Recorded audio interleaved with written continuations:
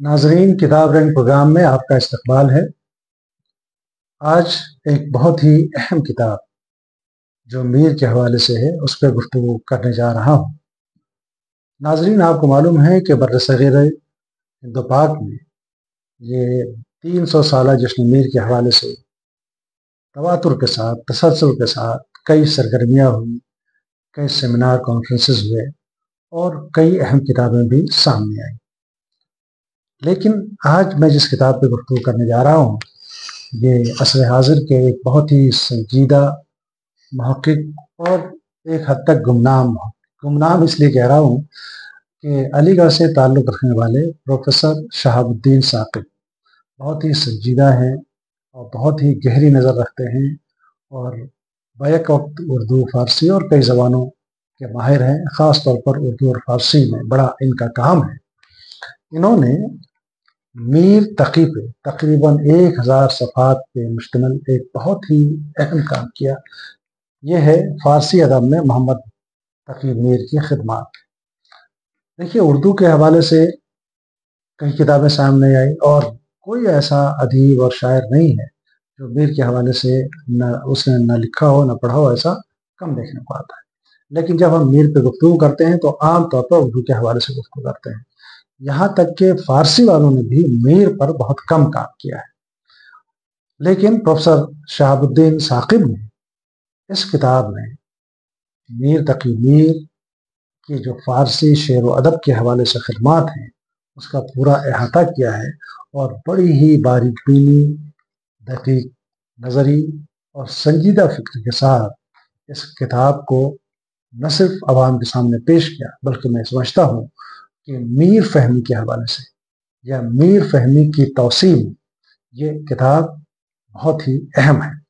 کہ میر کے حوالے سے آپ جانتے ہیں کہ فارسی کا دیوان فارسی میر اور نثر میں دریائے عشق اور مثنوی دریائے عشق، ذکر میر، فیض میر، نکات الشعراء، میر کی وہ فارسی کی تصانیف ہیں جس کے حوالے سے گفتگو تو ہوتی ہے لیکن بہت تفصیل سے گفتگو نہیں ہوئی۔ اس 1000 صفحات پہ مشتمل تقریباً 900 کچھ صفحات ہیں، اس میں بہت ہی طویل مقدمہ ہے۔ اس کے بعد صرف مشمولات کو اگر آپ سنیں تو اندازہ ہوگا کہ یہ کس قدر علمی اور تحقیقی کام ہے۔ پہلا باب ہے میر کے مختصر سوانحی حالات۔ دوسرے باب میں یہ دراصل بہت اہم ہے۔ آپ دیکھیے، جتنے بھی کلاسیکی شعراء ہیں سب کے سب فارسی زبان جانتے تھے، فارسی میں شاعری کرتے تھے، اور فارسی تو ہندوستان کی برسہ برس تک سرکاری زبان رہی ہے۔